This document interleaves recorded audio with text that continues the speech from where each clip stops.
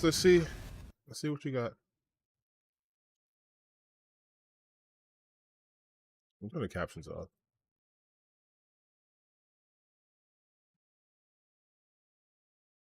Wait, so does that mean I can get that Expedition 33 on Game Pass?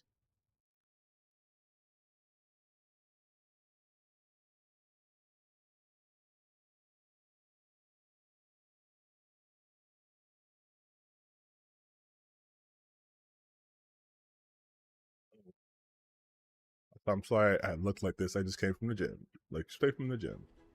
It's okay, I smell good.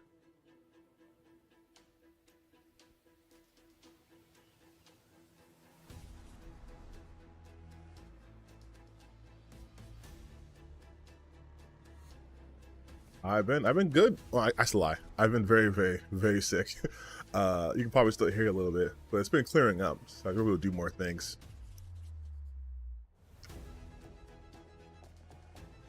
But it's only 4 games. It's gonna be really short then, huh?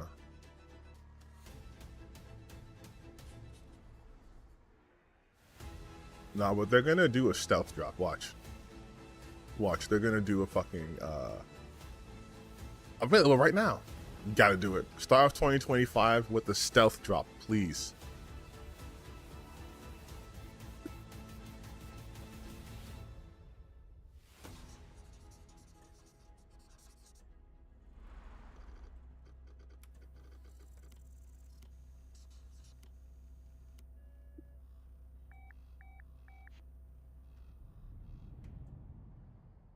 Wait, this is a surprise one starting off?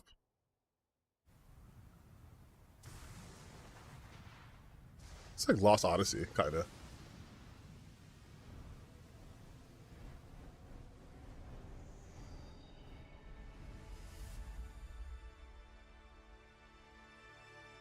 Team Ninja.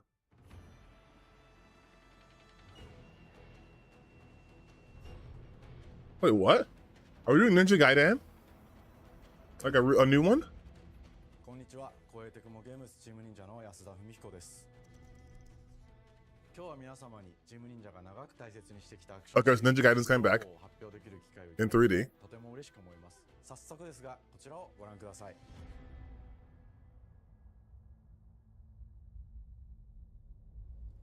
Several years ago, the Dark Dragon, youngest of the divine dragon gods, wreaked havoc across the world.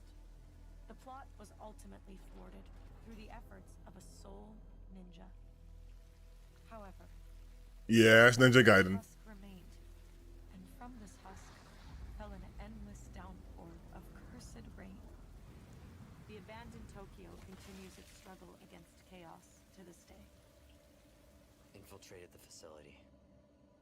Commencing mission. Oh, Platinum too? Oh, that means this shit's about to go wild.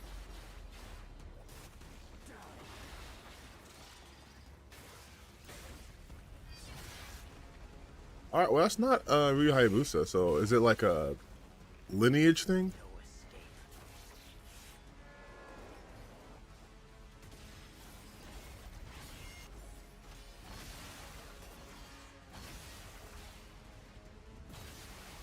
Okay, that is kind of cool though.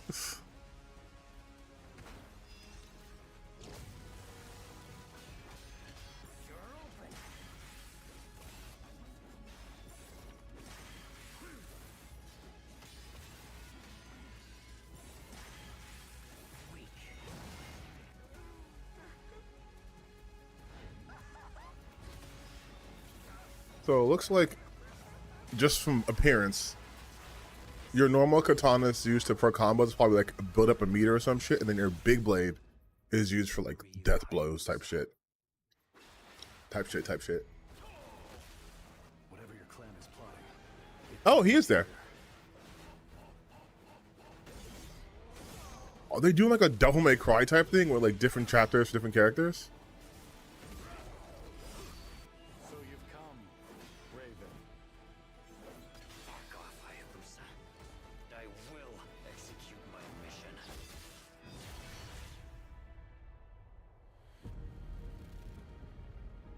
世界中の町人の皆さん、10年以上大変お待たせしました。 Yeah, that's dude. 最強の忍者となり容赦なく襲い来る敵に挑むハイスピードアクション忍者ガイデン。 We gotta talk about these crazy long development / wait times between entries in the series and how Yakuza just doesn't have that problem. プラチナゲームズさんのアクションゲームというジャンルにおける実績は言うまでもなく、ベヨネッタやニアオートマタなど素晴らしいアクションタイトルを生み出してこられました。 True. 忍者ガイデン4というタイトルを10年以上の時を超えて新たに皆様にお届けするにあたり、より多くの方に新鮮な気持ちでプレイしていただけるよう、新たな世界を新主人公であるもう一人の町人ヤクモで冒険するという形で制作することにしました。 But I guess like having a new character after 10 years makes sense because a lot of people are not going to remember this game from 10 years ago. 竜ハヤブサが戦う目的は何なのか、本作の物語の中で展開していきます。任務は必ず成し遂げる。邪魔をするな。物語は黒竜がもたらした正気の雨によって荒廃した首都東京が舞台となっています。この雨は黒竜がまだ生きている証であり、雨が止まない限り東京に安寧は訪れません。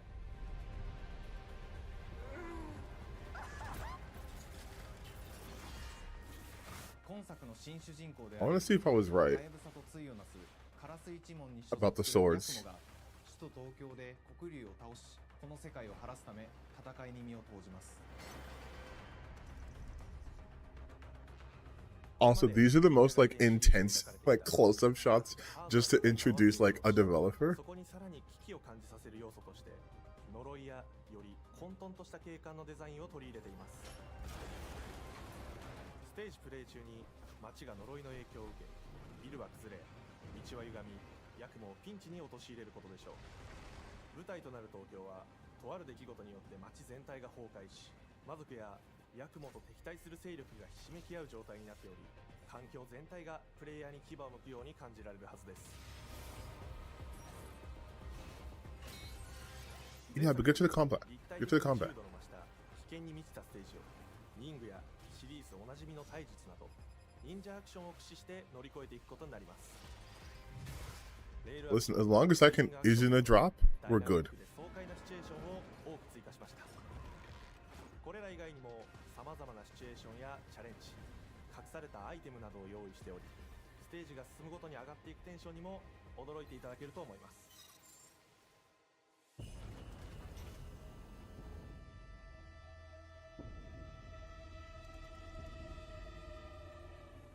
新しい主人 This is 公 so のヤクモは intense. 竜ハヤブサに次ぐ新たな町人です。彼にはまだ若さも残っていますが、カラス一門を背負う天才忍者でもあり、忍者ガイデンシリーズにおける忍者の頂点、竜と肩を並べる次世代の町人たり得る人物としてデザインしています。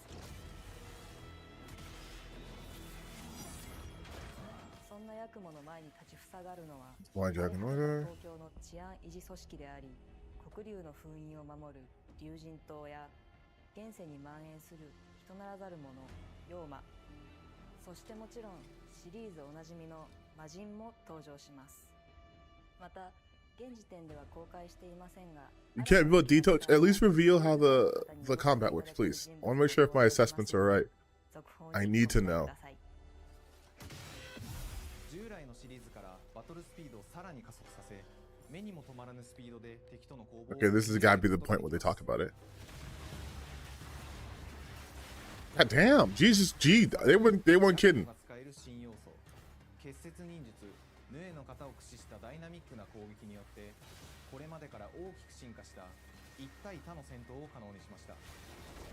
ヌエの型ではこれまでの忍者ガイデンにはない広範囲かつ Okay, so I wasn't really right at all.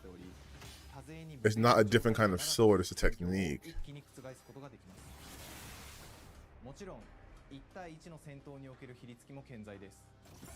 プレイヤー同様、敵もガードや回避をしてくるため、緊張感のあるフェアな戦闘を味わうことができます。敵の動きをしっかりと捉えながら、一瞬の隙を逃さずに攻撃を仕掛けていくことが重要です。ヌエの方によって、忍者ガイデンのアクションの味わいにさらなる進化を感じられるかと思います。Okay.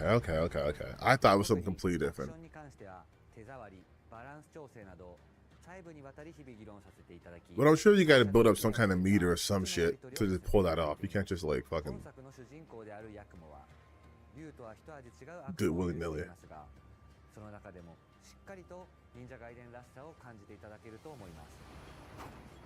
But also, if I'm Team Ninja, because it's been 10 years, I'm doing a release like, hey, pre-order this or whatever, and then here's Ninja Gaiden Black and all this stuff in one little package, or like it's already available, let's discount to like $10, get people back into the series, you know? Oh hell yeah, they went all out with the violence. This is Ninja Gaiden, baby. And this shit will filter you. It will absolutely test your love of like 3D action games, character action games. Hey, here we go. He's gonna drop. All right, I'm in. I'm locked in. 新しい忍者ガイデンにご期待ください。忍者ガイデンシリーズに色濃く残っている歯ごたえやグレードの高いアクション体験の継承、さらに我々プラチナゲームズの特徴であるスピーディーなアクションやダイナミックな演出も取り入れ、進化した正当続編を作り上げるべく総力を挙げて開発を進めております。 容赦ない敵とのいかなる攻防にも Fair and engaging. Listen, engaging, sure. Fair? Fair in Ninja Gaiden? That shit will fucking obliterate you. I'm not kidding. 長年にわたってプラチナゲームズさんと共にまさに忍者のように潜んで忍者ガイデン4の開発を進めてきました。 Like Ninja Gaiden on its base level is like playing Devil May Cry on like 2025年秋に本作を皆様にお届けできるのを楽しみに almost like Hell in Hell mode. ぜひご期待ください。 Oh, this year though. さて、本日お伝えしたい発表は there we go. だけではありません。こちらをご覧ください。 It's like Neo 3. I'm just kidding.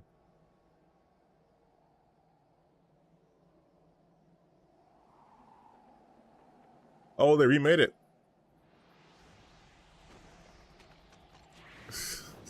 Hey, listen. If you want to get Ninja Gaiden, now here's your chance. They're remaking it. They remade Ninja Gaiden. But technically, that's been remade, but you know what I'm talking about. They're remaking the 360 version of Ninja Gaiden.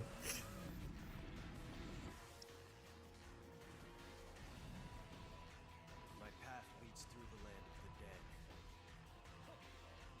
Oh, if this is the stealth drop, then this is going to be a good presentation.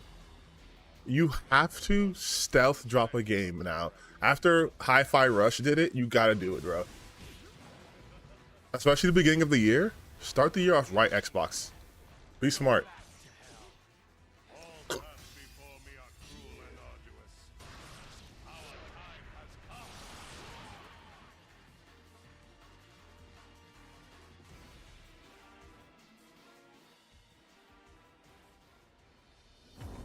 Ninja Gaiden 2のオリジナル版は2008年に Xbox 360で発売し、 Yeah, I know. 表現とハイスピードなバトルを皆様にお楽しみ The shoe is hard. I'm not gonna front. Ninja Gaiden 2 Black ではオリジナル版の表現に立ち戻り、Unreal Engine 5を用いてグラフィックを大幅に刷新、Ninja Gaiden 2の完全版として開発いたしました。美麗なグラフィックでお楽しみいただけるのはもちろん、リュウハヤブサに加え、あやね、もみじ、レイチェルもプレイブルキャラクターとして登場します。そして本作は本日、コンソール、PC、そして Xbox 原発 What I tell you? What I tell you? What I tell you? What I tell you? Don't doubt me. What? See, am I not?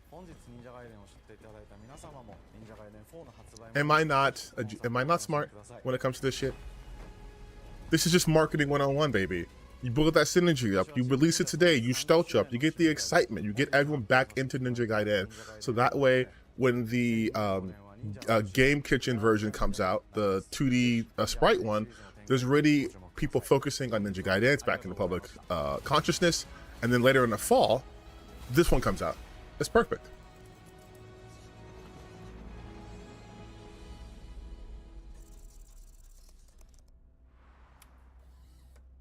If you don't think I'm downloading that shit immediately after this, you're crazy.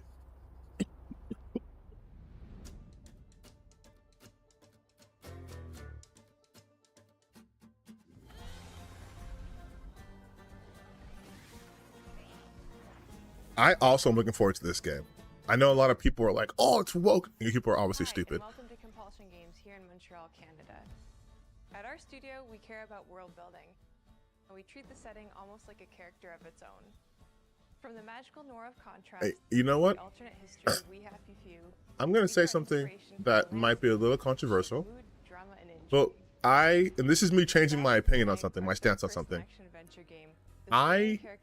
If this was me like 4 years ago, 5 years ago, me seeing a developer group of all like white people, or predominantly white folk, trying to tell the story of a different culture, I'd be like, not too sure about that.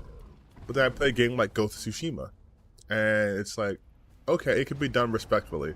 And also you have consulting groups, which, contrary to what these losers tell you, are a good thing. So you can have people tell these stories in a truthful manner, or as close to it as possible. So okay, I'll give it a shot. So I'm looking forward to this game. I said we wouldn't be rushed if you didn't waste all that time at the shelter. Now, you want to bring this up right now. I'm just saying. Hazel, please. We might need some help. I might need some help. While you're out helping everybody else. Hazel! Another thing too is you don't really get to see stories from the South. Like, you don't get to see this shit. Hazel may start her journey as a typical 19-year-old. Jesus Christ, she is fine. I'm sorry. I'm sorry. I'm sorry. I'm sorry. I did not mean to be like that, but god damn. And how to tap into weaving. An ancient magical power that redefines her trajectory in life. The land itself chooses Hazel as a weaver. Someone who can see beyond the surface and tap into a deeper reality, the grand tapestry. Weavers can see the fabric binding our worlds, connecting people, What's with all these attractive ass people? and echoes of the past. Keep those hands to yourself. Hazel can perceive both the mystical strands and stigmas in the Hey, how you guys doing? How you guys doing? Sorry, I was Through her newfound power, I'm she trying to be perceives more the professional. stigmas and I say knows the wearing my ability gym to clothes while I change just look gross and encounters. decide to stream last minute. As Hazel discovers But her power, the world gradually shifts. I was saying into I like the the fact surreal, that this revealing game's that coming out creatures because from old folktales actually exist. this is a culture I'm not overly familiar with either. Like, I'm not from the South, so like people from the Bayou don't really get that much exposure in like mainstream anything.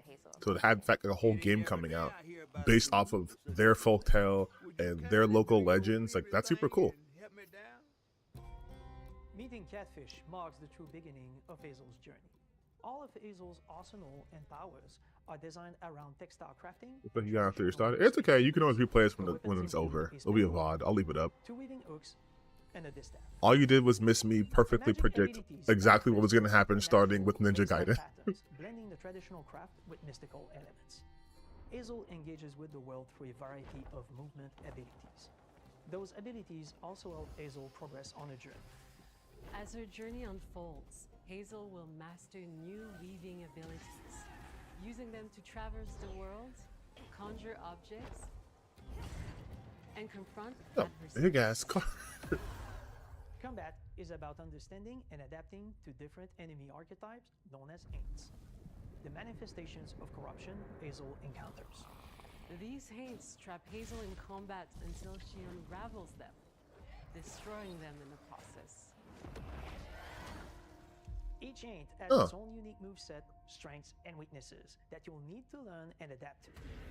For example, the slug burrows on the ground. Wait, she looks like the bald girl from Intergalactic, but actually feminine and with hair. Well, the other one's bald. And also, we're not gonna do that. It's don't do that. It's not. It's insane to be like someone's not feminine because they're bald or whatever. There are bald women. Like this narrow view of femininity. That's not that. We're not doing that in 2025. Push, pull, and weave are some of the spells at your disposal that give you Push, a pull, and tactical weave. advantage during fight. Timing is everything. Pull distant enemies close to start melee combos, push them back to interrupt and stun their attack. Then press the advantage with follow-up strikes. Spells Oh, it's a interact cooldown now. with each enemy type, creating dynamic combat scenarios, especially when facing multiple types of opponents at the same time. Once near death, enemies can be unraveled, breaking their core and setting them free of their corruption, which has the added benefit of providing health boosts and reducing ability cooldowns. Okay, I was gonna say that they have to come and counter that. Readiness and keep on chaining her abilities. As Hazel progresses in the game, she unlocks new moves and improved abilities, and you'll have to decide which areas to prioritize. The upgrades will change how you approach combat, like enhancing area of effect attacks, or refining push and pull skills to improve precision and make them feel more rewarding. I wish they would put like a demo out of this, just so the game comes out next month, just so people who have any sort of reservations about it can be like, you know what, free demo. I like the combat, I like the art style, I like the storyline. Let's do it. In Hazel's search for her mother, you'll explore multiple regions, each ruled by That's a another thing. creature with their own Southern Gothic We need more history. demos. You'll gradually Like, cover the backstories of these demos are so crucial for a game, especially in this day and age where games are way more expensive, and it's also a ton more games competing for your attention. Hazel heals these creatures by collecting You fragments of gotta have We demos. call these echoes, which reveal each creature's past. Hazel must experience these echoes before she can mend them. What kind of person would do that to someone? We design each region to reflect the creature that's been doomed to wander it. From the atmospheric environment to unique music themes composed for each one. No, yeah, I like a stop motion style too. It's a very Hazel will need to interesting approach to a game like this. confrontation before she can heal them. Our boss encounters and gameplay sequences also reflects the uniqueness of each creature, with distinct mechanics that center around a specific. It's almost because like stop motion makes it feel like almost like you're puppeteering, you know? That ramp up in complexity. As the encounters progress, the musical theme builds up, cranking the tension alongside the fight. Whether it's two-toed Tom or hugging Molly. Because on the first episode, yeah, that's what I'm saying. It sold me too. I gotta finish the demo though. I said I was gonna finish it only on stream, and I gotta keep my word. But yeah, the demo for that game made me okay. I can play this game. I can get into it, right? And this game, like, it obviously has my interest, but I just need a demo. Every game needs a demo, especially every AAA game needs a demo. To the Appalachian Peaks. In our magical south, decaying buildings reclaimed by nature stand moments away from a hungry root. Like, we don't have demo discs anymore, especially because, you know, Funhouse is not a thing. But we could redo that. Be like, hey, like, I know Steam does Next Fest and demos and stuff. They should get these like publishers together and be like, hey, upcoming games, here's our demos for these AAA games or whatever. Like, I don't know, something like that. The weight of the past emerges as central themes, which you can see through old abandoned buildings and businesses struggling to survive. As you explore, you'll meet locals who stayed behind even in the face of My video audio's low. Person left here. Okay, hold on. All those damn haints. This part of the river's filthy with them.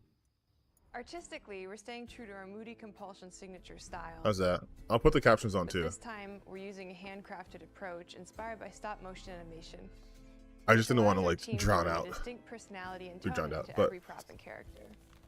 if they want to present, Because this folklore is open to visual yeah, no, exactly. If you interpretation, want me to spend like we embrace the freedom to reimagine check these creatures on getting and your their game, stories to adapt how they I look need and to more than craft their just own version of a previews from other people. I need to play it myself. I need a demo.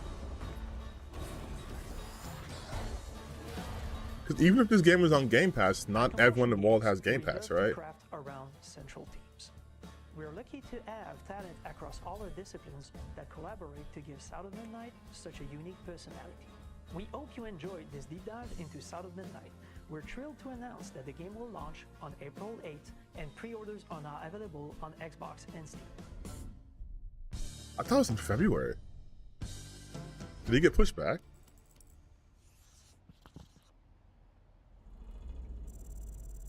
You know what though? That's probably smart because you have Avowed and all this other shit coming out in February. February was busy. But still, give me a demo. No, they haven't showed Avowed, but they don't need to. Avowed literally comes out next month. Like, now this game I'm so excited for. You have no idea. Bonjour everyone.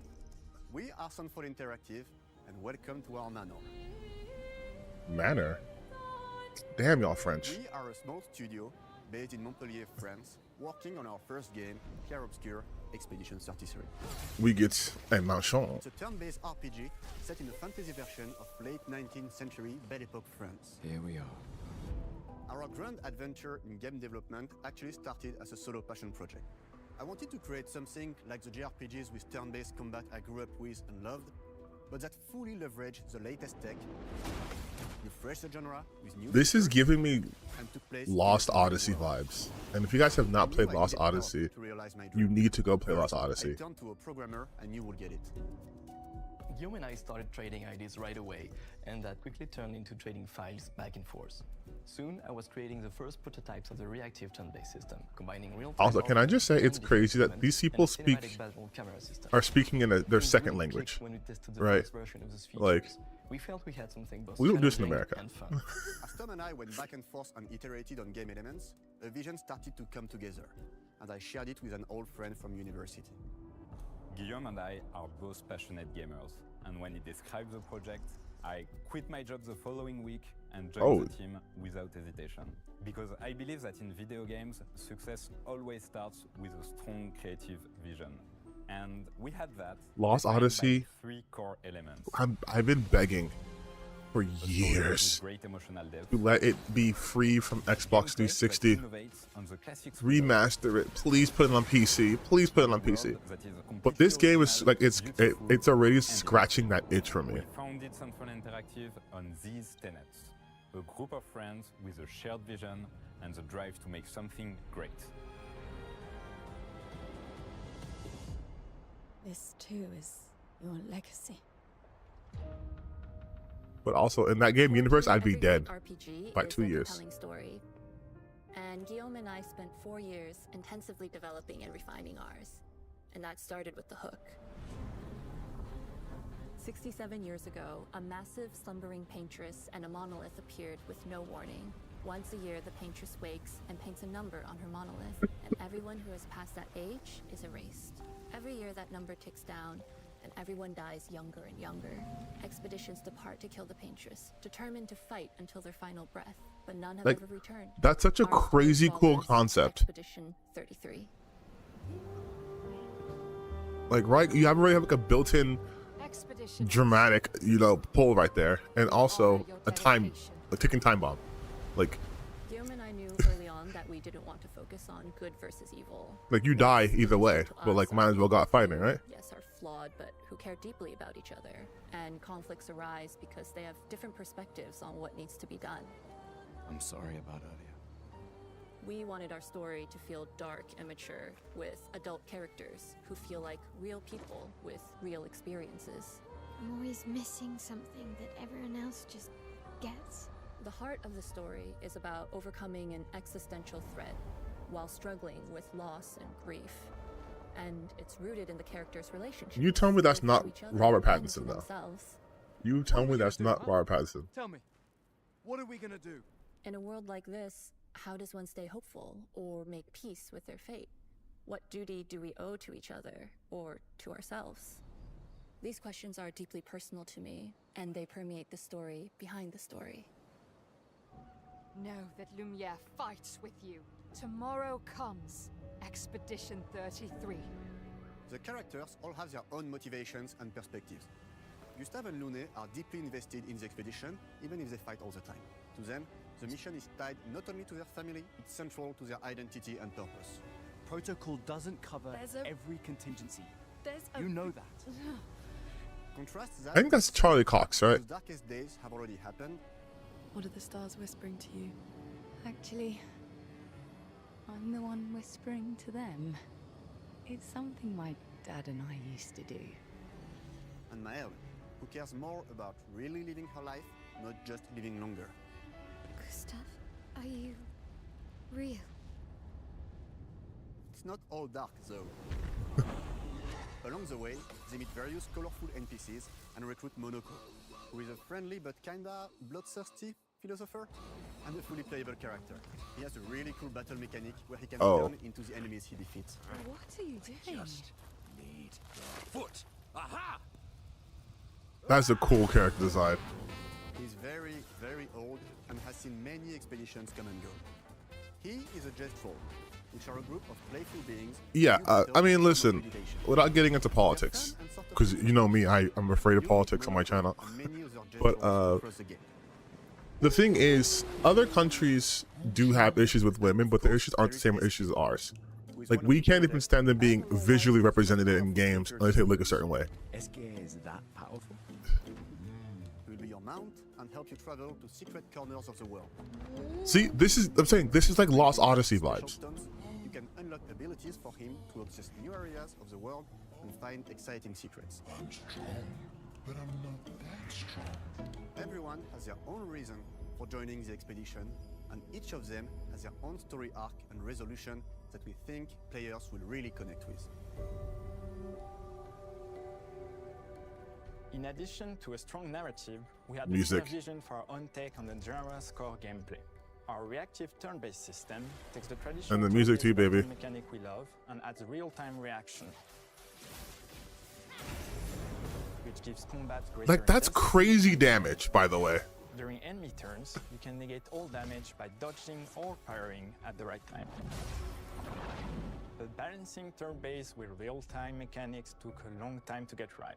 During initial playtests, turn-based players We love a goofy walk. He's a fun, silly character, which means he probably has one of the most dramatic backstories. We've done a lot of rebalancing since, and with a lot of iteration, we ultimately came up with a formula that we're proud of. Players who are good at real-time can take more risks, and others can counterbalance with items and strategies. A big part of that formula lies in the many ways you can customize your character. We spend a lot of time designing each character's unique mechanics and their custom skill trees. Our philosophy is making every type of playstyle viable so that everyone can have fun with how they play the game. Each character has a unique mechanic. Melee switches between stances which can ultimately boost defense or power. I personally like to make Mel the protector of the group, but I'm pretty much the only one at the studio who plays her that way. Oh, okay, so you like to be tank. As a glass cannon with Gustav's complementary skills. The characters can also equip hundreds of passive effects. Jesus Christ. In our game, I've called Lumina. Every character has more than 20 unique skills in their skill tree and hundreds of passive I'm telling you, I effects need they this can game in my gain through hands right Lumina now. and Please, weapons. Sanfall, if you're watching this video, if you're watching me watch your video, please fly me out. Or just give me a code. I'll play the hell out of this. Design that we probably never even imagined. I will learn French for this, okay? Our story is set in the French fantasy world, and I was really excited to design something unique. Every level has its own color and texture identity. For example, He sounds more French Canadian. early area in the game where players can enjoy a fun break. We wanted something that feels chaotic, grungy, and toy-like. It's basically a bazaar. Everything's disorganized, chaos everywhere, huts are unsafe, built without much thought. It's a place where anyone could fight you at any point, which is pretty much what the Jestrels are like. The Jestral village is hidden inside the ancient sanctuary. The ideas here were forest, labyrinth, and sentinels. I designed it as a vibrant place. Okay, now this is giving me Nier Automata vibes, but specifically the Forest, if you know what I'm talking about. Colors, red and white. I wanted to make it feel cozy, hidden from danger, with traps and labyrinths in case enemies get in. Same process with the characters. Monoko came in a single concept. I thought of a monkey-like body, white fur with a black and red flat mask. Ladies, Oddly specific. could I? Ow! Definitely a Destro. For Eske, we needed a cuddly companion to take us around the world. I thought instantly of a giant inflatable balloon and old Victorian pillows with many intricate motifs. We start with the core themes and ideas, and the visuals grow organically from there.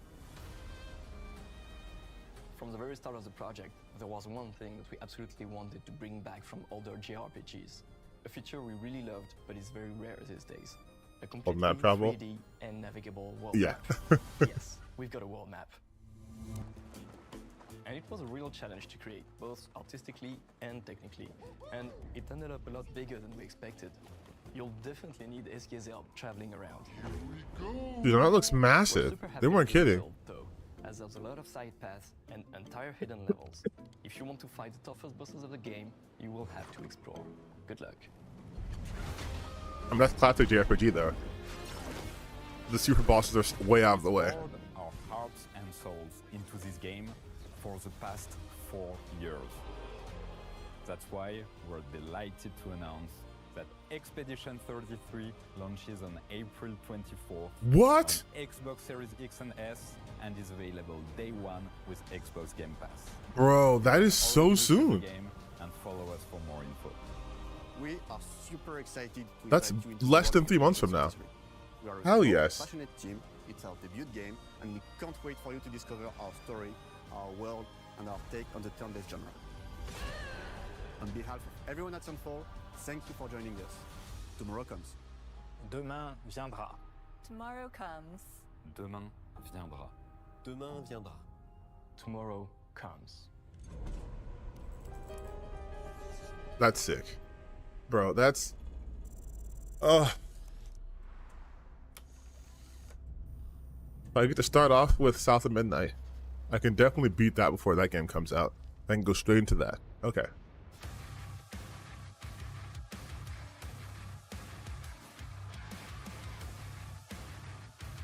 I'm not gonna lie, it is hard watching this without, thinking about that they kind of fucked over Mick Gordon. Hello, and welcome to Dallas, Texas, home of id Software, where more than 30 years ago, a small team of game developers helped define and set a course for first-person shooters. A lot has changed since then, but our team is as passionate as ever.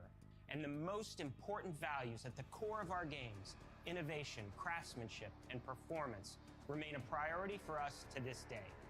And as you're about to see, those values are infused in every aspect of this. Well, this game can't come out in April. That'd be too busy. That'd be way too busy. It's an honor to work on this game, to carry on id's tradition of creating all-out, groundbreaking levels of fun. So now, we're excited to share with you a look at our most ambitious game yet. This is Doom: The Dark Ages. That was so stupid, I mouthed the words. Do I like Alan Wake? Yeah, dude. I love Alan Wake. And Alan Wake 2 is a masterpiece. And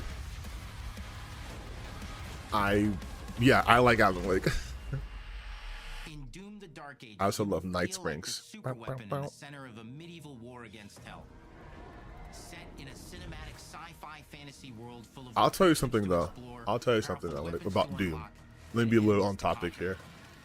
This is a series that kind of like never truly like fully appealed to me. So if you're new to the franchise, Cause like I don't know what it was about Doom. I was just like, maybe because I didn't have a PC for the longest time. then you'll be proud to see in a lot of ways. But recently, again, I said before, I've been expanding the games I play. Like I just finished playing the Wolfenstein games, which I'm like very topical. But I hadn't really played Doom that much. Heavy, strong, but still fast. A grounded combat system with an emphasis on power over the acrobatics of Doom Eternal. And a balance between enemy projectiles and player movement speed that makes strafing to aim viable again, just like in the classic Doom games. But I guess for me, it's a mechanical thing. is the goal, always. Like and so for Doom: The Dark them Ages, talking about like strafing. I'm like, I don't give a shit about that. You know, like I know if I was like super into FPS, it'd be like, oh my god, dude, the ability to strafe this smoothly is good, but like I don't care about that kind of mechanics. That's all to say though. It's not as if I'm adverse to trying Doom out again. on a single button press. You know, we who knows? I might start with this one. As a unique experience. So in 2016, we asked you to run and gun. In Doom Eternal, it was jump and shoot. And in Doom the Dark Ages, you're gonna stand and fight. I mean, standing and fighting is more my speed anyways. How far are we into the direct? This is the last game, I think. Unless there's another announcement. But yes, Terrorbilly, Wolfenstein, that's my shit. Like, Wolfenstein fully got me on board with games like Doom. Just going around assassinating Nazis? Like, come on, man. You can't really beat that kind of entertainment. Like, my boy Terrorbilly, BJ Blazkowicz, hates Nazis so much that he was in a coma. And then Nazis came, and he came out of a coma just to kill them. Like, if that's not a kindred spirit, man, I don't know. Yeah, there's lots of good games out there where I'm just like, it needs to like just click for me, you know? Because mind you, there hasn't been a Wolfenstein game. We don't count Youngblood. There hasn't been a Wolfenstein game in like years. But I just started playing it. I'm like, oh, I need another Wolfenstein game immediately. I need machine games to. No more Indiana Jones. Go back to viciously killing Nazis. Indiana Jones only kind of harms Nazis. We need vicious killing of Nazis. See, now if Doom was like, these guys are also Nazis, I'm sold.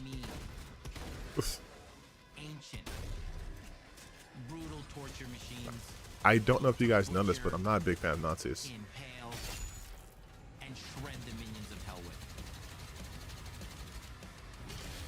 Only in Doom.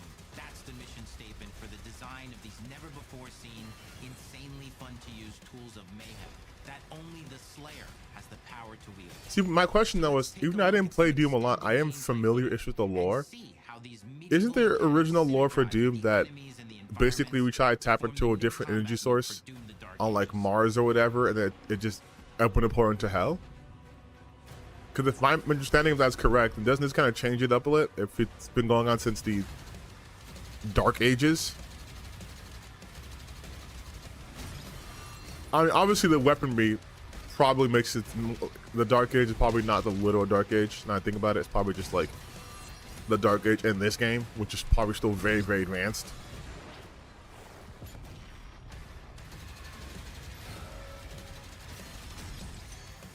You know what? I'm gonna play Death Stranding. I'm gonna give it a shot. I have the director's cut. I have to give it. I'm gonna just give it a shot.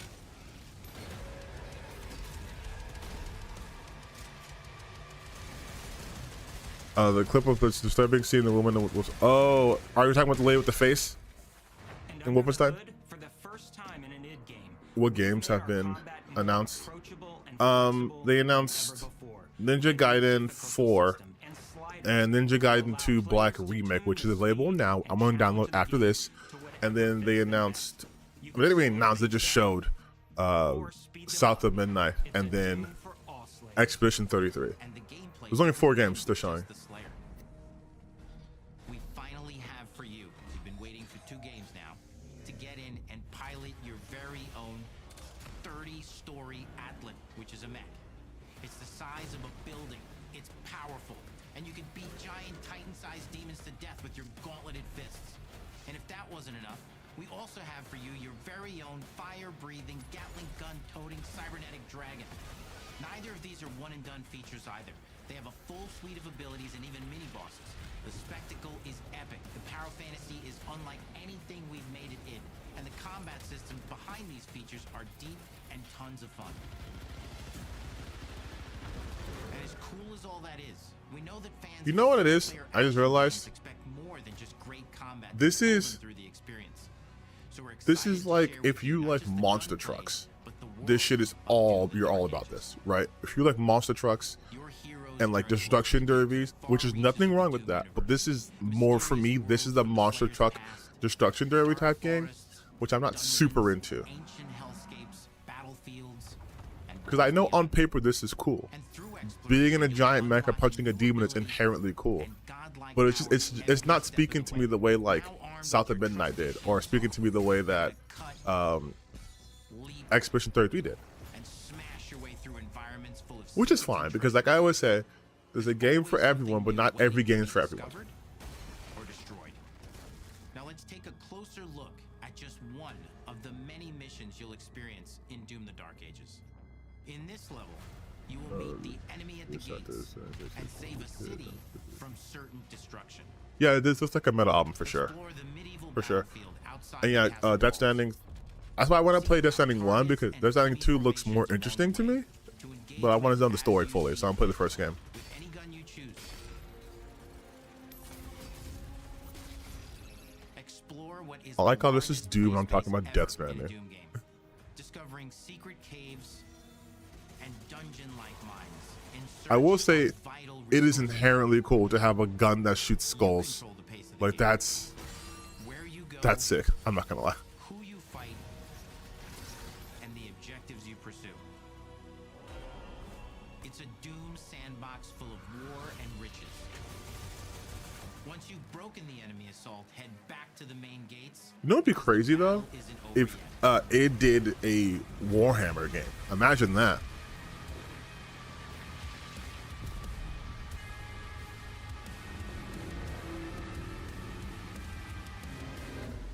Deep chthonic roar.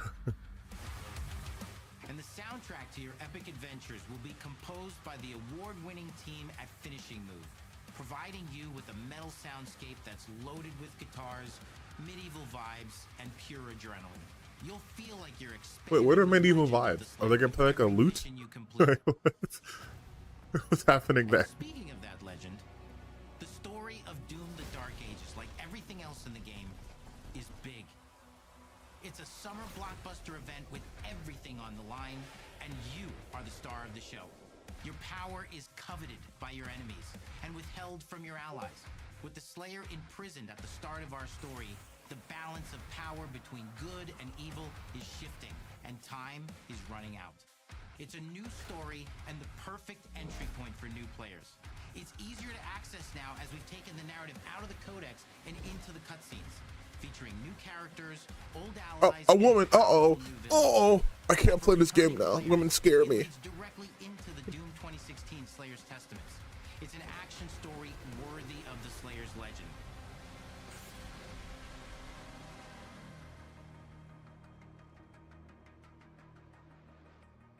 We've got 10 years of making modern Doom games. Yeah. I know Halo might be kind of PlayStation 5. Honestly, I was never big into console exclusivity and like console war shit for the longest time. So I'm happy. End of the day, it gives more access to more people to play games. But that is for you to decide. When Doom the Dark Ages releases Today. They had them sitting in that room for an hour just to say this May. Alright, so that should be it. Let's just like a third secret game.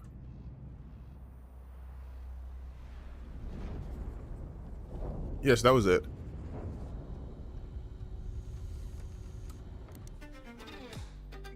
I cannot move. This is so like you will feel like the May super weapon in the 15th. center of a medieval war against hell. There's a lot of games coming out in April. All of Hazel's powers are designed around textile crafting and spinning wheels. The combat system is built around chaining attacks and unraveling enemies. Our reactive turn-based system has real-time reaction, which gives combat greater intensity and dynamism. It's South of Midnight, and it's Expedition 33 for me, where I'm just like, oh, we'll be playing. We will be seated. We will be seated. I would give this, like, if we're doing like grades, like A through F, this is a solid C+ for me. It wasn't like there was a bunch of games that we didn't know were coming out, right? And we only got really like release date information, which is like, okay, that's pretty cool. But the Ninja Gaiden stealth drop, which I said they had to do to start the year off right, they did, which kind of gave it that C+. Because there's not much new information that came out of this. Like, we knew Doom: The Dark Ages was a game. We knew South of Midnight was a game. We knew Expedition 33 was a game. We knew nothing about Ninja Gaiden aside from there was a 2D Game Kitchen version coming out. But that's it. All right. So you know what? It's been what, 50 minutes? So what I'm going to do is give me a second. I'm going to get the first Berserker loaded, and I'm going to finish that demo before I end this stream. This is done, right? There's no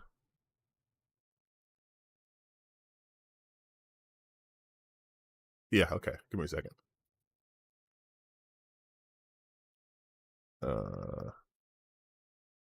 Is it here? I'll be right back. I'm gonna get the game loaded while I wait.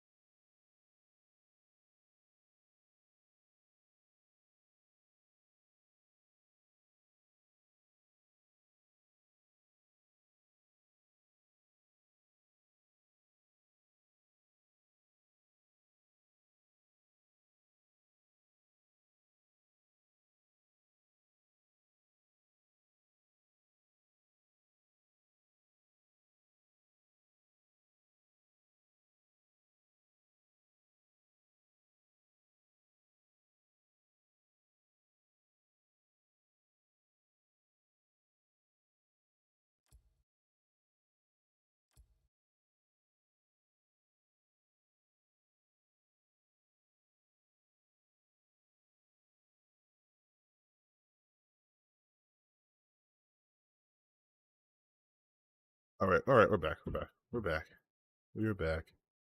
Game capture. All right, let's finish this. Let's finish this demo, man.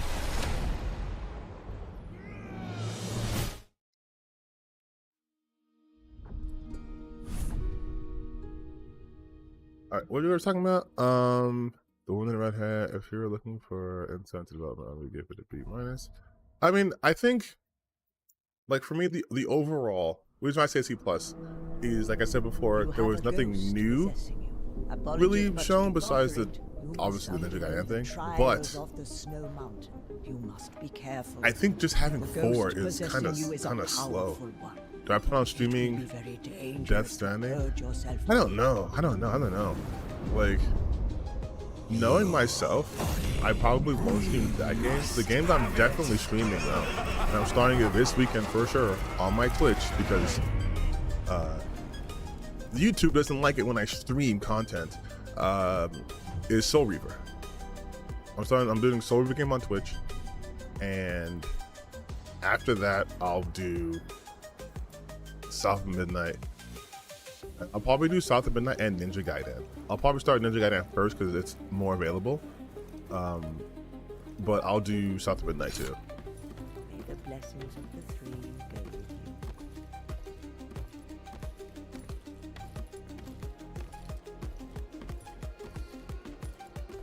you. I'm a weird sort of content creator where I kind of know. But hold on. I think I still have the fucking Xbox Steam up. And now it's music playing. I should be playing. Yeah, okay. I was like, this can't be from the game. But yeah, I'm a kind of weird content creator / streamer where I know that there are just certain things that I want to play without having to be entertaining. Do you mean Ninja Gaiden 3? No. Ninja Gaiden 4 is coming out in April. And then they released Ninja Gaiden 2 Sigma, or Ninja Gaiden 2 Black. They remade it, and it's available today. So you're playing that too. I already had Ninja Gaiden 3.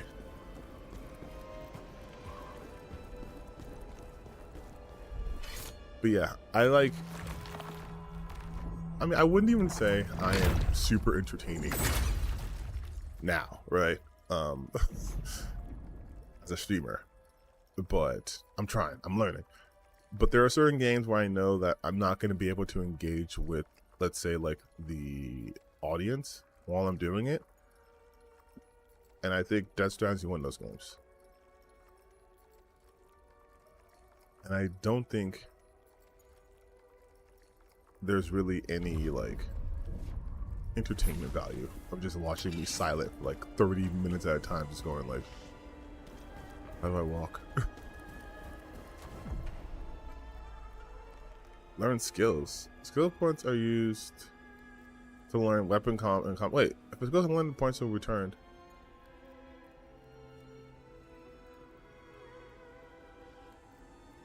Wait, what?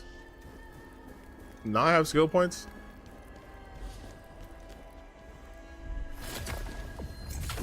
I learned through here? So this is just upgrade your stats. There's like a menu for skills. Yeah, okay.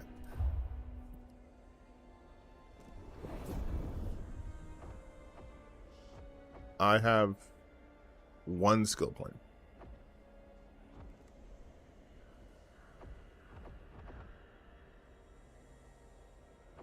Guard.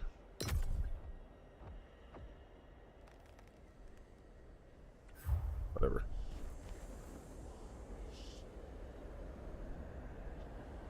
This character find itself. Listen, I'm gonna say something. Okay? And this might put me on the gooner side, which I don't have a problem with gooning, to be honest. These guys are just taking it too far. Having attractive characters is subjective, but I understand what people mean. They want characters they can like bone nerf, which is fine. I get that too. But to me, a character is sexy when they aren't trying to be. What I mean by that is, let me fuck up these wolves.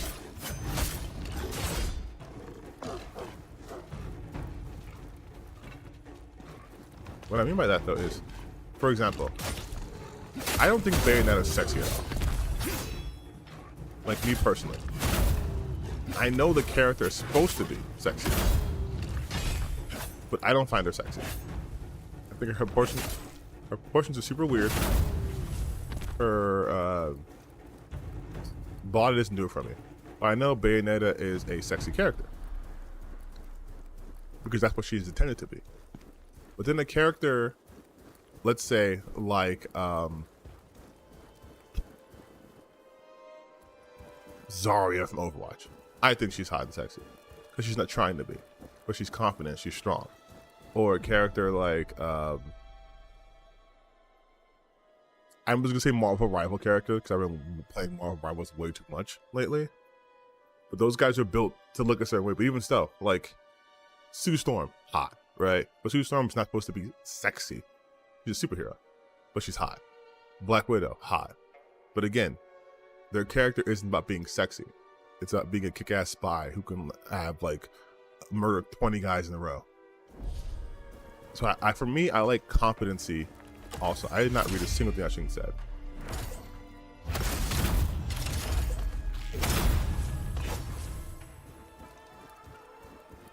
Also, the character I'm playing right now was a man. Kazan the First Berserker.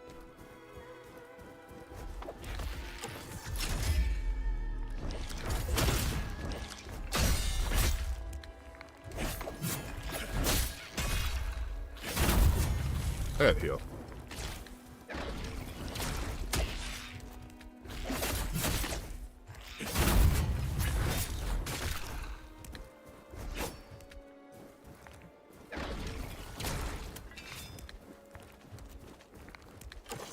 Okay, you know what, you monkey?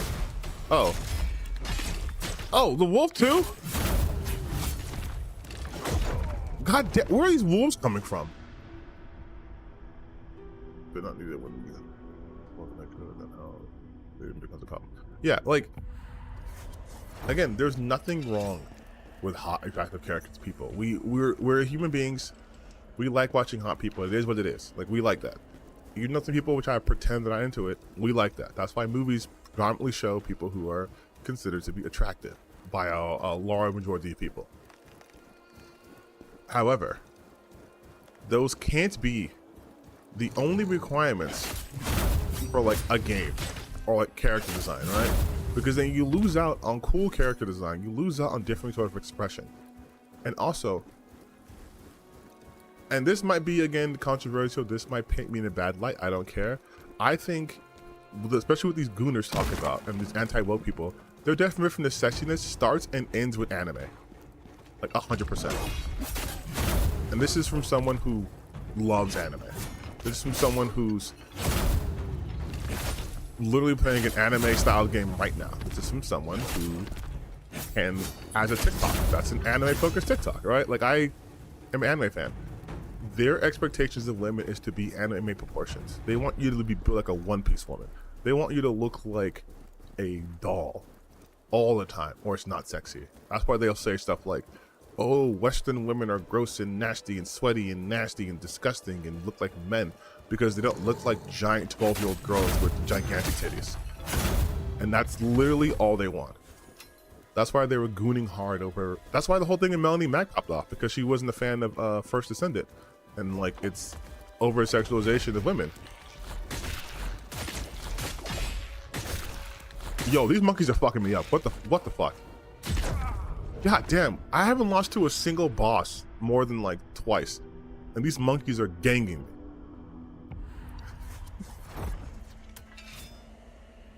I meant the guy demon. The guy is not a demon, but there's something possessing him that may or may not be a demon. Some people overreact. I'm a big comic guy and love Fantasy Force, so I want to see the exactly too. Like, they pretend to be fans of the stuff they're talking, but they're really not. They're really not. They'll be like, oh my god, the Netflix show ruined Lara Croft because they gave her muscles. It's like, yes, the woman who spends most of her time free climbing, hunting tombs, getting into fights, jumping off buildings, climbing mountains, climbing buildings, digging, like swimming for 20 minutes at a time. Her having muscle is a betrayal of her character, because again, she has to be a thin, waif-looking anime waifu all the time, or she's not hot.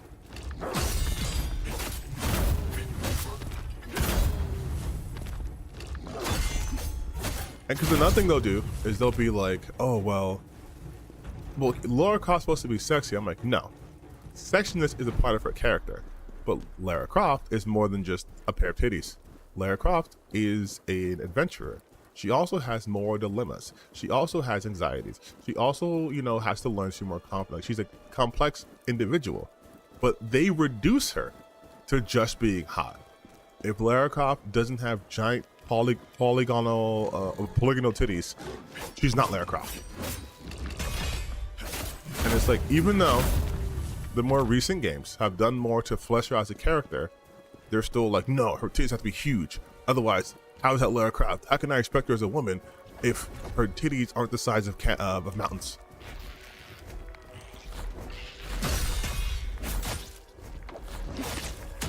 Okay.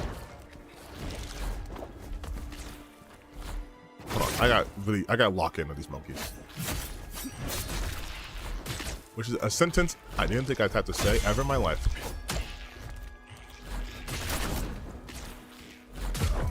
God, what is with these goddamn monkeys? Why are they so hard? Right, sorry. But the Tomb Raider protagonist in the TV show does have muscle. And for some reason, they think that's bad. I think women with muscle is bad. Or if we're talking about what happened earlier in this chat, with someone mentioning how the character of Intergalactic wasn't feminine because she's bald. I'm like, these narrow-ass definitions of femininity are all because of porn-brained anime fans. Like, that's it. Now women can't be bald? Like, that's crazy. That's insane things to say. When you hear people talk about this shit out loud, it is the worst thing ever. Like, people aren't making any kind of sense. It's, oh man, I really like this girl, but she has what, a B cup, so she's a man because she doesn't have big balloon titties. It's like, what are you talking about? Oh, the game is woke because the girl's bald. And she's as if she's not the most drop-dead gorgeous woman you've ever seen with a lethal face card. Like, nah, I can't play this game. I can only play games with women if I can jerk off them. Otherwise, what's even the point? And I'm like, I thought we were gamers. I thought we actually played games. Hey, guy looking for my attention. You're not gonna get it here, so you might as well just piss off. Like, even this game, you would think all of the guys who are like, we don't allow games to have white men being strong and masculine anymore, would be all over this game in particular. But they're like, nope, this game don't exist. Ah, what? Are you throwing like literal shit? Oh, he's hitting with a debuff. That's not being destroyed.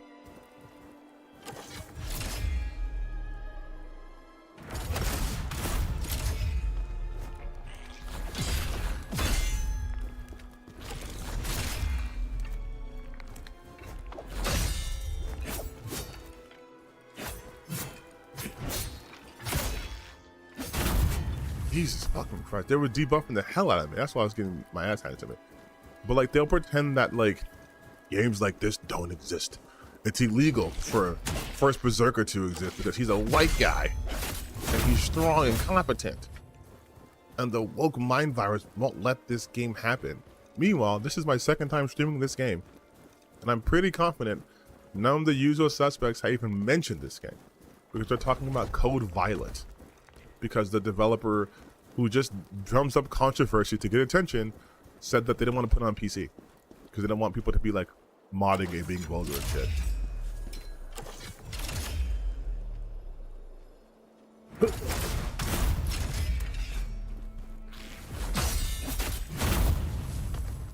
Goddamn monkeys. Are you never worried you're gonna get an alt-right coming at your streams and bullying? No, because I'm 20,000 times smarter than them. I already know their arguments. They're defeated the moment they try. Because like that guy on the chat above you, who's trying to rile me up, I'm just ignoring it. It's not, he's starved, so now he can't do anything.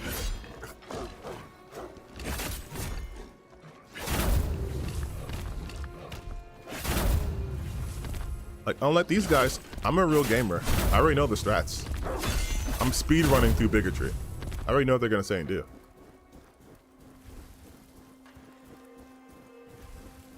You just saw a guy talking about the one from the Doom trailer? Yeah. That's why you saw me make a joke about it while it was happening. These people are predictable because they have to outrage farm. And the outrage they're farming is so ridiculous that you know they're doing this because rents do.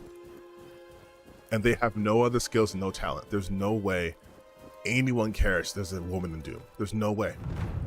Oh, the music change is gonna fuck me up, isn't it?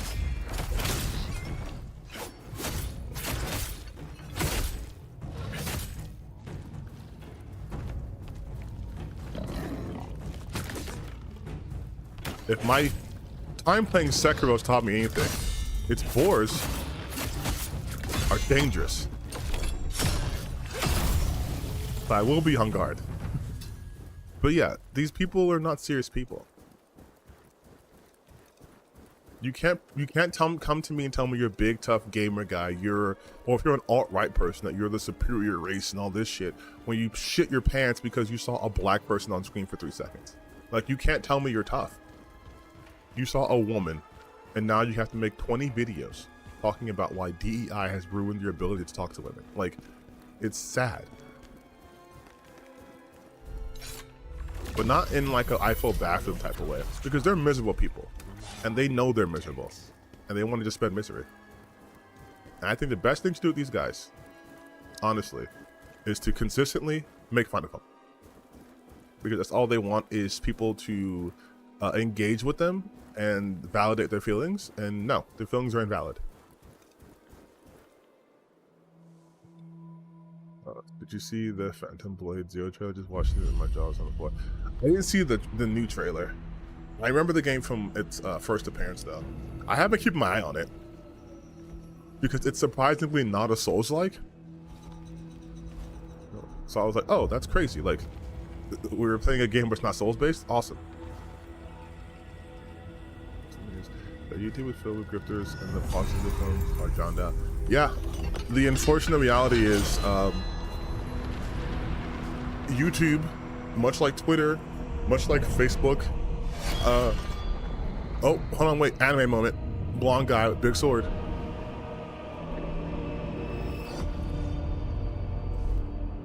Well, we know what I'm doing. It can cleave through abyssal beings with immense force. Oh, you don't think I know this is a Berserk reference? You don't think I know this is Berserk?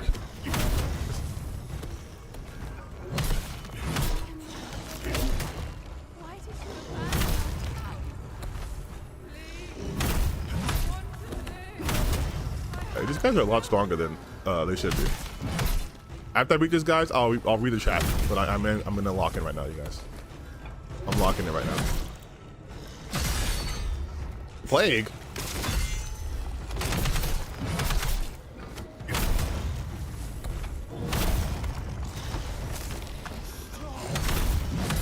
Why are you killing us?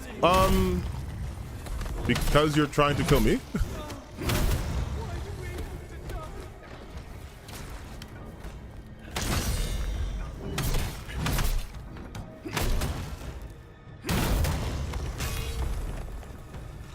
And you die. And you die. I forgot I can do heavy attacks. Not gonna lie. This makes it a lot easier.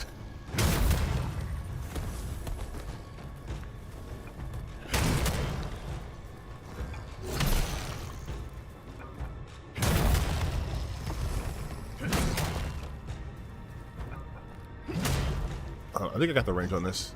And then we'll just... Alright, this looks like it's probably done now, right? Very cool. Sorry, back to chat.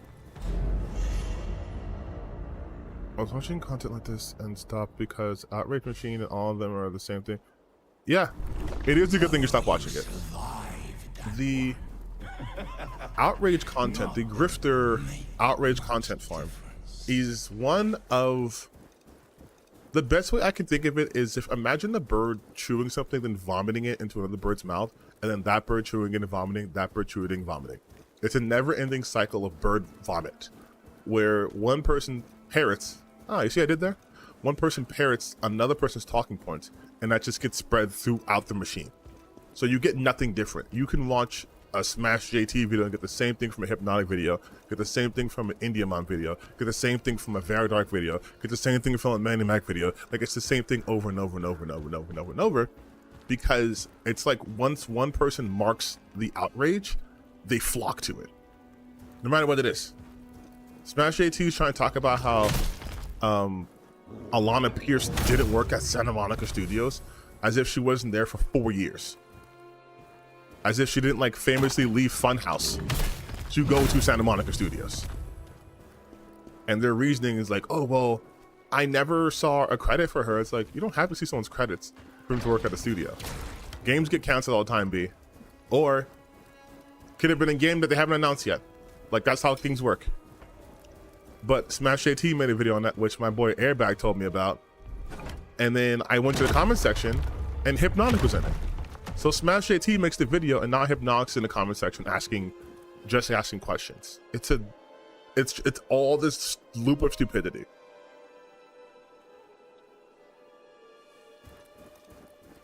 And once you get out of that ecosystem, first off,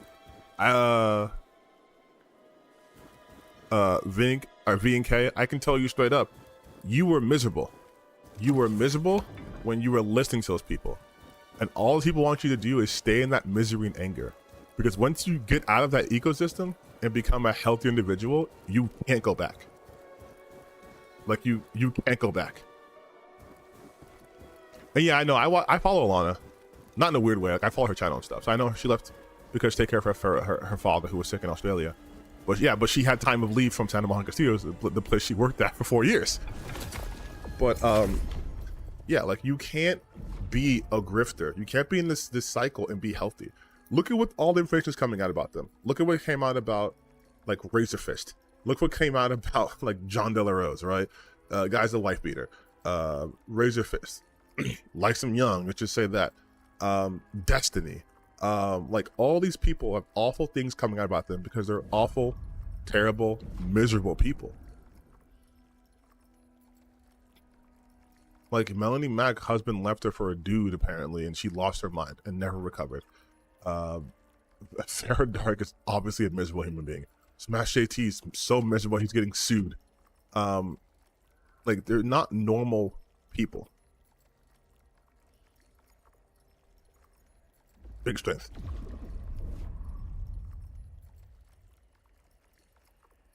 Yeah. Not to be conceited, but of course I'm right. It's obvious. Only miserable people would be attracted to that, and only miserable people put that content out. Same thing with Sneeko. All those Red Pill people, they're all miserable. You look at those Red Pill guys, 95% of them don't have relationships. And they'll pretend to be like, well, it's because I don't want one, because I can date like 20 girls at once. No, in actuality, they can't maintain a relationship to save their life.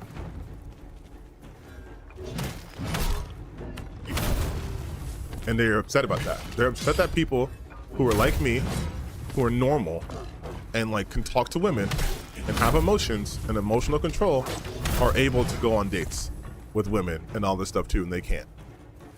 They're mad that I don't make 6 figures. I don't have a 6-pack. I mean, yet, you know, we work at the gym, but like I don't have the things they say I should have. I'm just tall. I'm very tall. I am attractive, but I'm very tall. But I don't have the money, and I'm not aggressive and mad, and yet women love me, and the feeling's mutual, and I have a girlfriend, and I'm happy, and it pisses them off. It's the same people who get like, again, talking about how they get so mad that there's not hot women in games. They're mad because they're miserable, and for a lot of these people, a lot of them are men, those are the only women they can interact with are digital. So of course they want them to be hot, because the real hot women in real life who have agency won't talk to them. And if they won't talk to them, well damn it, Lara Croft better have gigantic balloon titties or else I'll be mad, because I don't get female interaction in real life, so this is all I got. You can't take it away from me.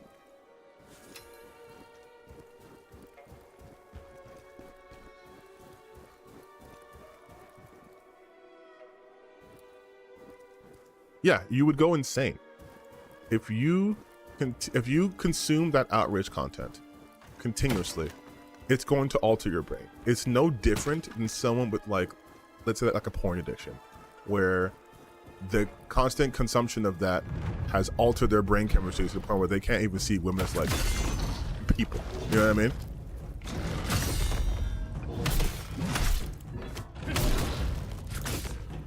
And to prove my point, if you watch my video about the grifter, the Gooner Civil War happening. Oh shit, I blocked one on time. About the Gooner Civil War happening, it's exactly what I said would happen.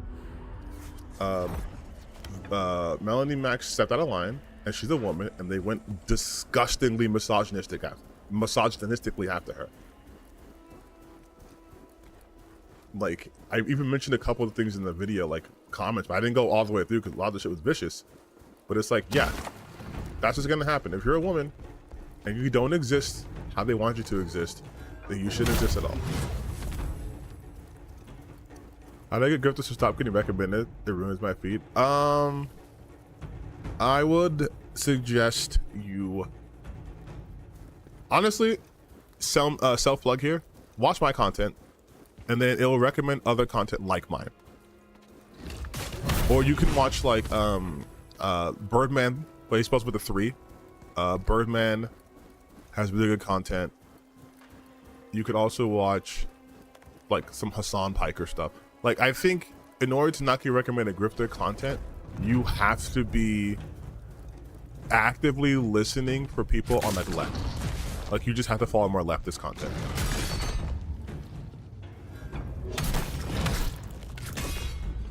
I beat you last time. Oh yeah, I speared you. I speared you.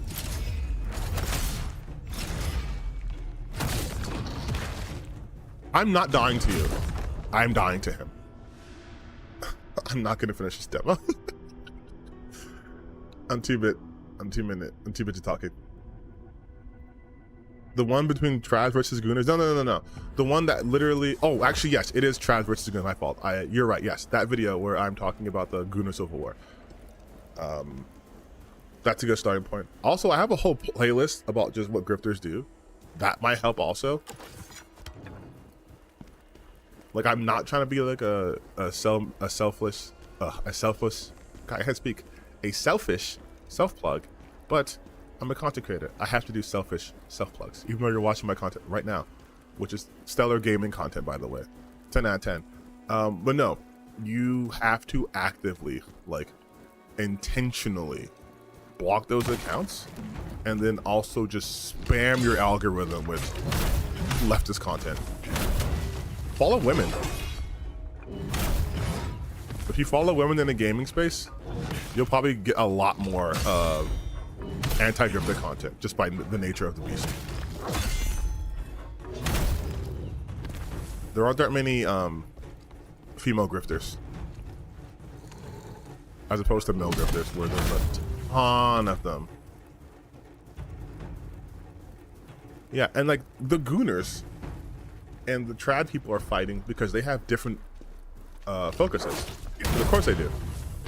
A Gooner doesn't give a shit about the quality of a game. They only care about the women are hot.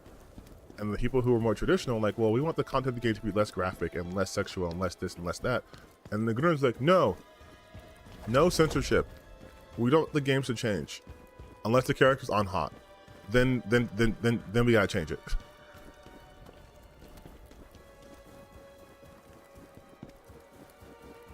Wait, I have a great skill tree. Yeah, I've not been doing that.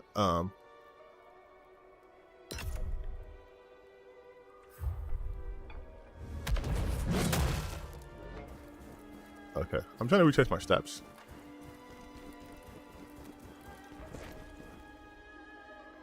Good on your mistakes. Some women are grifted like bottom of the bitch grifted like very dark. Yeah, no. I said some women are grifted, but the sheer number of them, it's mostly men. So you can like place your bets and you'll be fine. And the female grifters you kind of know of because they're in those people's spaces.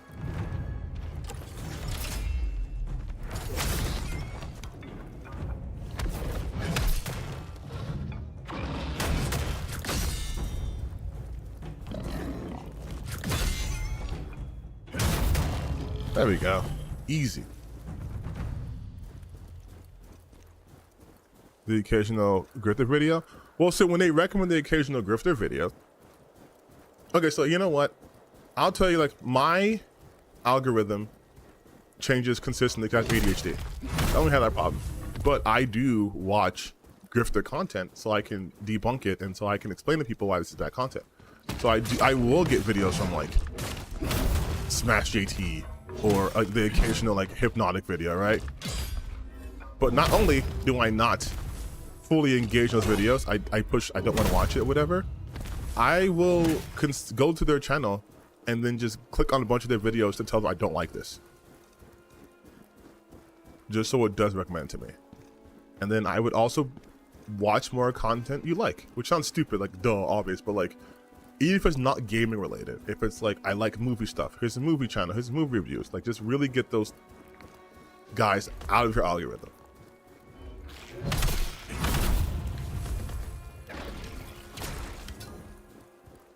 So this is cleansing. I gotta get out of here. I feel like I'm going backwards. Okay, I've crossed this bridge 100 times. Someone, blue sky. Yeah, again, nothing to get off Twitter. If you're on Twitter, get off Twitter. Go somewhere else. Go to Blue Sky. Or I guess if you want to keep your Twitter account because you're invested in it, like I low-key am, also just go to Blue Sky. Have other outlets too. It will help your algorithm so much. Because I do believe, and this could be completely false, but it's just my own opinion and belief, I do think those things influence each other. I do think like going on Twitter and clicking on those links will influence like your other algorithms, all the social media stuff.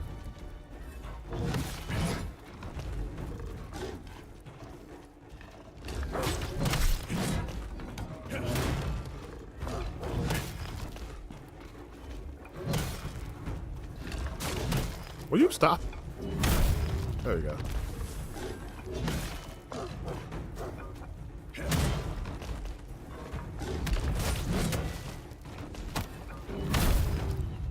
These wolves are annoying.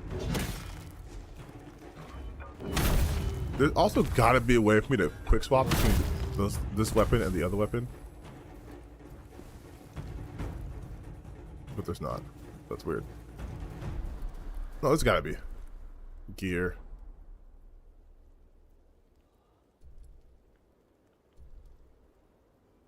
I gotta be able to swap between these things, right? Controls. Settings. Dot controls, aim assist, control configuration.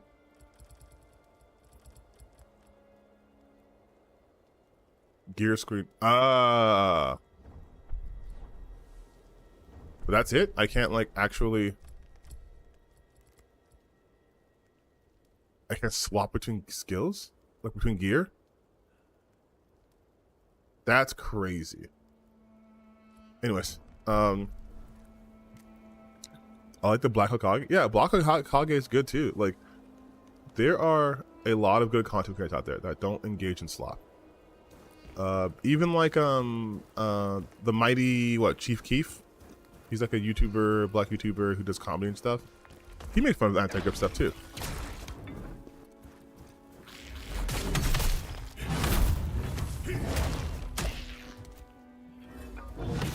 But I have a question. I don't really get to ask this a lot, and maybe I should do streams like this where I talk to people who are actually former content watchers, like the anti-woke stuff. But what drew you to that in the first place?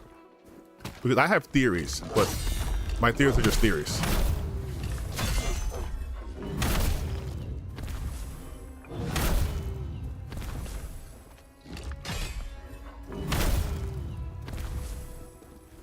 I guess I should tell you my theory first, so it doesn't seem like I make it afterwards. My theory is that a lot of people don't have information about the gaming industry as a whole. So like when they're upset about something, it's easy to be upset about it when everyone's telling you the wrong reasons why you're too upset, right? Like, that's my theory, that, oh, people watch anti-woke content because they're upset that this game they're looking forward to sucks, and they don't know why it sucks, and it shouldn't suck. And like, oh, it sucks because they allowed a woman to have an opinion on this thing, instead of like any other, I gotta go this way, instead of any other reason.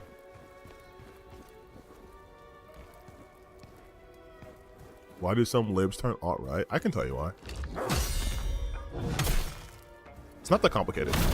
So, libs and people on the left, liberals and leftists aren't exactly the same, but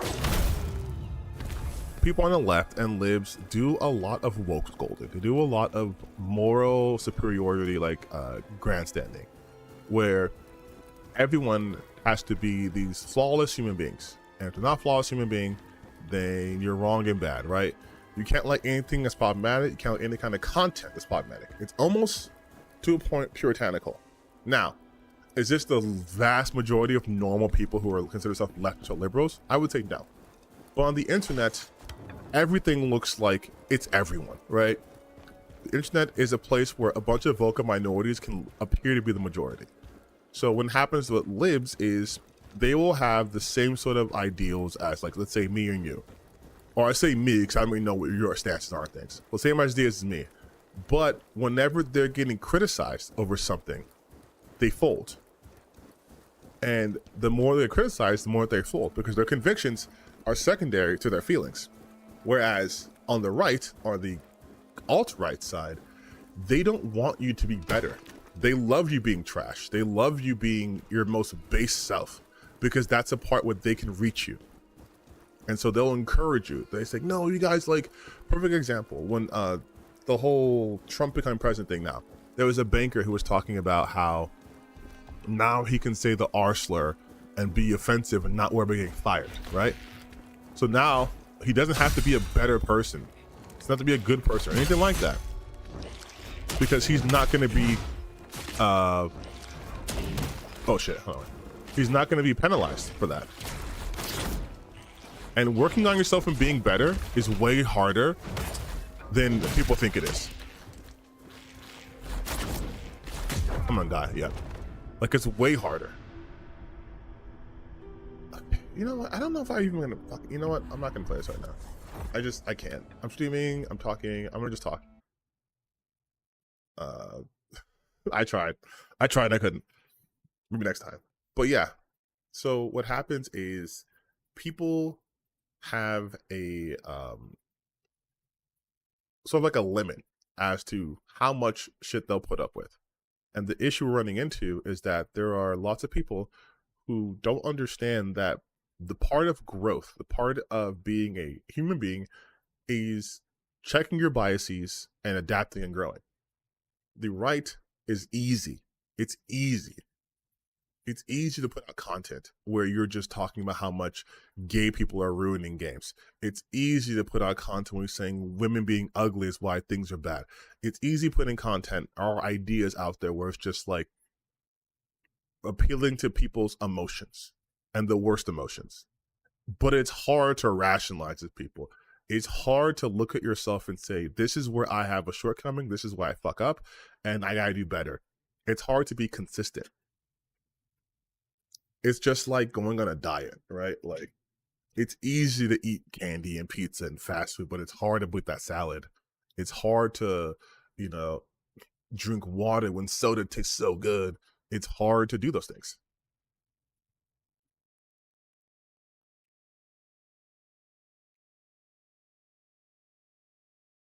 Yeah, like, okay, like the DEI stuff. We're talking about here, you watch the video, right? The DEI stuff, especially as it relates to gaming, it is such a easy controversy to always stir up, because now everything is the fault of evil DEI. Like, everything's DEI, no matter what happens. No matter what, it's DEI. Whether it's a game being delayed, whether it's reviews not being that well received, it's all DEI. It's all DEI. Like, that's it. Like, that's it. It's all DEI.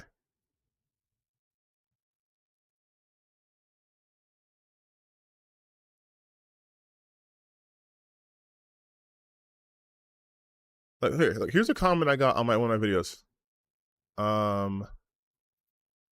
Let's go to, let me close this up here.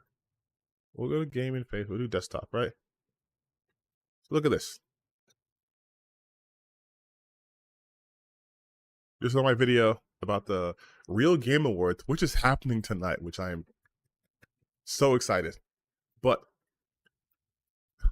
DEI gaming channel right here. DEI YouTube recommending me browns every time I search anything. Now, a couple things about this.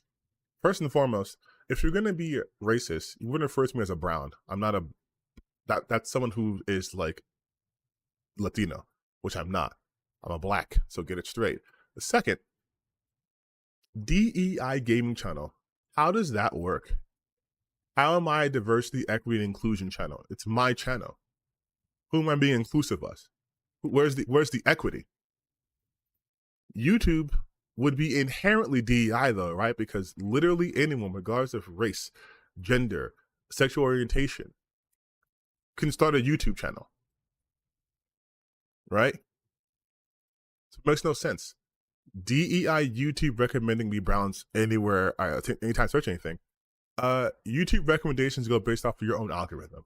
So I hate to break it to you, person who is just a bunch of numbers. You're getting browns because you like that. YouTube has to determine that you like the content that the browns produce. Yeah, this is the second time I've been called something DEI. The first time I was called a DEI hire. I'm like, on my own channel? Crazy. but also I can tell this is a miserable person. Like you could just tell he's a miserable person.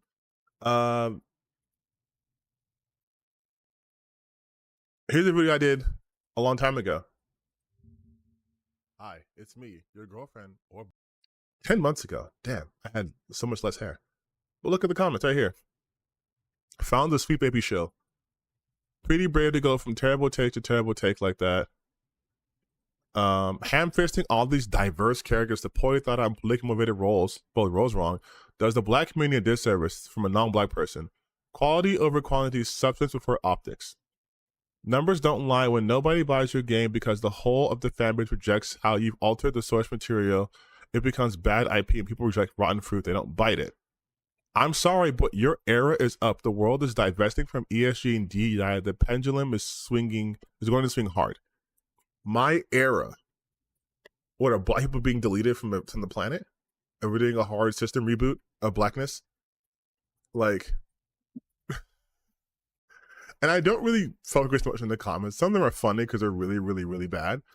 But like, this is the people who are galvanized to leave these comments are the same people who follow the likes of like Grum, Smash JT, Hypnotic, all those people, right? Nerdrotic, all those guys. Because all these comments are the same talking points. Like ESG and DEI. The reason why they use acronyms is because they don't know what the words stand for, because the words don't have to stand for anything anymore. It's symbolic. They want to say the N-word, but they can't, so it's DEI. ESG, they don't even know what ESG is. Do I ever hide in these comments? Honestly, I don't. YouTube will automatically do it. So like it'll be like held and like no comments found. Some of the times the comments are held, it's literally because of YouTube. It's never me doing it. I don't go through my comment section like that, to be honest. Like I don't. Like see, I'm on a held right now. This isn't me.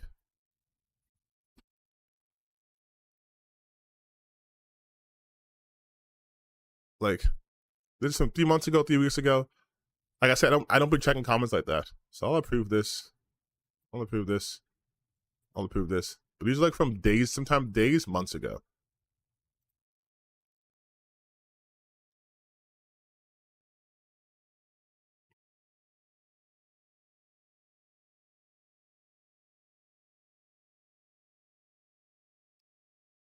The only time, look at this though. All of this is the ones where they're just like, we can't put this on YouTube.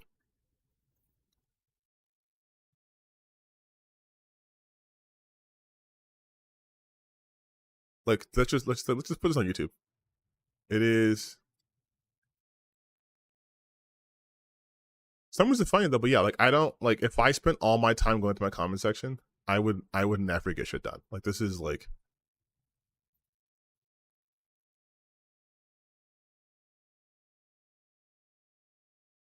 Like it's oh, like this is from a month ago. Garbage take. What people are mad about is the attempt to shift cultural importance of the game to suit Kotaku's ideological bend. I too would make a Nazi eat his own dick, but I don't need Kotaku to frame it for me like defeating oppressors is distinctly progressive. It is progressive. They're parasites glomming off the success of a vaunted work to push their own detestable ideology, defending them from criticism from the very people they have affected with the garbage journalism and fringe. Unprofitable propaganda is a level of useful activities unseen since 2014. But go off, bro. All of this is because Kotaku put out a guide of how to beat up Nazis in the Nazi beating up game. Like, literally. Here's a short. You know, a little while ago, I made a video talking about how gamers are weird and also pretty stupid. And I thought, even for myself, I was being a little mean. But after this shit, I think I was being too nice, actually. So the Indiana Jones game has just come out officially today, and you can play it. I'm gonna play it, right? And Kotaku, you know, titled it something about like, you know, punching fascist simulator or how to punch fascists better, right? And that's because Indiana Jones, the character that these people supposedly know and love, famously does this. He beats the shit out of Nazis all the time. He hates them. He hates fascists, which are Nazis. They're interchangeable. He hates them. And Is that a synthetic man alt?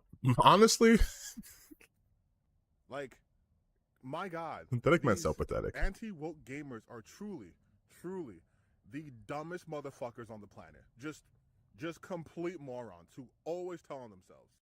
You know, Yeah, so that was the video I made, and that's the comment I got. For the look this, for the uneducated here, the Nazi Party was in fact a democracy, and Hitler was elected democratically. Kotaku is woke garbage, and he's pushing an agenda. Like, how do you try to educate someone and then be like, by the way, Kotaku woke garbage and pushing an agenda while you were defending Nazis? But again, these are the people. Like, I show this to you guys to let you understand this is the level that we're dealing with on a day-to-day basis. This is the level that we're dealing with of people who don't even understand the history they are trying to correct people on. Nazis were not democratically elected. It was done under the threat of death. Look up the Night of Long Knives. Like, this wasn't like a, he's a swell guy. It was, I'm going to get killed if I don't vote for this guy. Like, and again, it didn't happen overnight. It was a progressive or gradual thing, but we don't need to get into history here. But yeah, like, this video, though, we were talking about earlier, about the grifter civil war. I'm not going to play it because, you know, you can watch it for yourselves. But these are the comments I like. This is the community I want to build, where we're able to understand that, oh, so here's Birdman's video. So he's another content creator you should watch.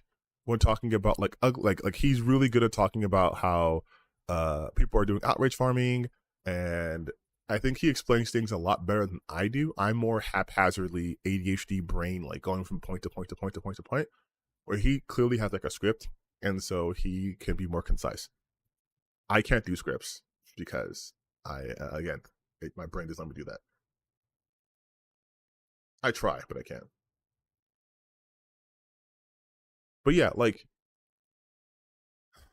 the fact that they're trying to say that Kotaku is ruining Indiana Jones's legacy, and it's like, bro, what are you talking about? What are you actually talking about? Indiana Jones beats up Nazis in almost every film he's ever been in.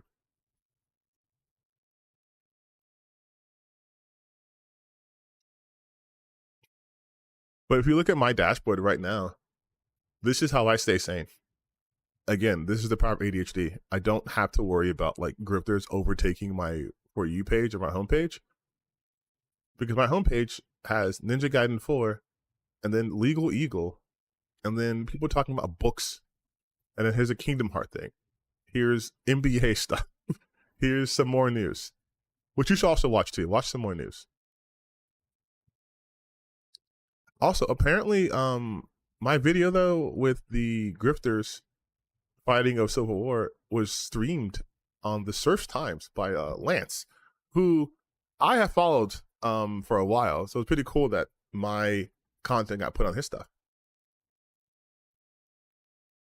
But yeah, this is my For You page. So like, if you want to, oh, the fires, the huge fires. Yeah, I'm near this area. But if you want to like avoid grifters, because I do look their stuff up. Yeah. That was a lipper.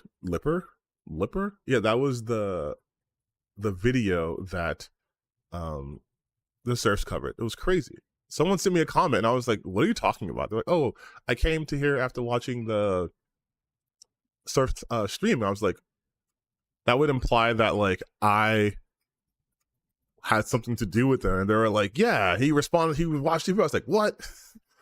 I think it's weird that people can find my content. Although we did hit 3,000 subs, which is crazy. And look at that. 3,000 subscribers, 1.5K videos, which is so many videos, but a lot of these videos are my old Let's Play ones. So I don't really count them. I consider myself to be a newer content creator because this is the real version of me making content and not some fake ass wannabe Let's Player version of me. But man, we've come a long way. We've come a long way. Am I safe from the fires? At this moment, yeah. But the fires are, like, without doxing myself, the fires are very visible from where I am. But I'm not in evac zone. I'm not in the threat of evacuating, so we're good here. I love how my most popular video was 8 years ago, and it was just Black Panther and Skyrim. And I've never reached such levels again. I peaked 8 years ago.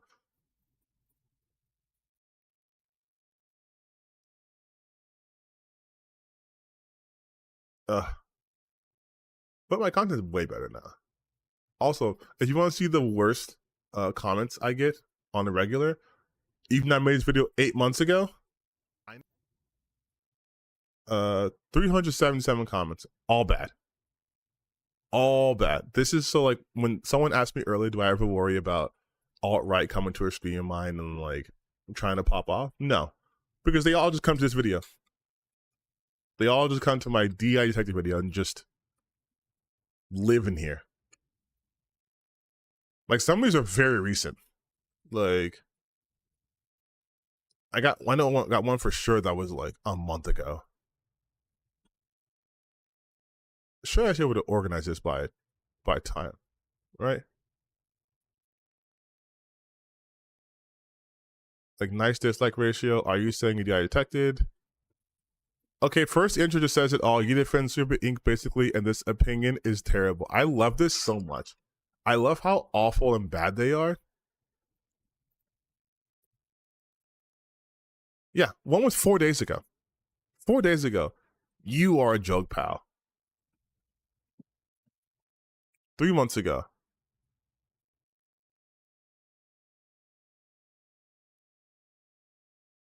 It was 5 months ago since this was posted. Bro was trying to farm the wokest by posting something controversial yet. It's not even 5K views. There are 68 likes and 6 dislikes. Good job. Like, this sentence makes no sense. It makes no sense. How was I trying to farm the wokest? Like, and also, 5 months ago, not even 5K views. 5 months ago, I didn't even have 2,000 subscribers. Like, so I think for a sub like 2K account to even get 4,000 views is pretty good. It's brave that the comments open. So glad you got destroyed here. But like, if you look at the actual quality of the comments here, you understand why I have no fear about these guys at all. Deckers guy, thanks for the laughs. I see why you don't have any subs. Ha ha ha. And I was like, yeah, so I had 1,000 subs at that point. And this guy got so mad he replied twice. Did you really reply to me trying to flex 1K? Ha ha ha. You got me laughing twice. Ha ha ha. Then again, you really applied trying to flex 1K subs. Ha ha ha. That's exactly what I was talking about. Ha ha ha. You made me laugh twice. Like, you wrote the same comment twice.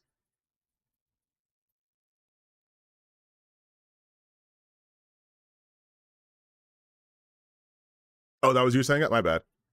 But yeah, no, I'm not worried about these people. These people are, they're idiots. Like, it's, if I were to ever worry about these guys, then I would be legitimately, I would have to leave YouTube and internet to begin with. If I was ever afraid of people in general coming for me, I've made my peace with that. Like, it's very easy to just not care. As I've shown you guys, I have comments that I haven't even looked at in like 8 months. I don't really need to do that. I'm a black person living in America. I know how to handle that kind of stuff.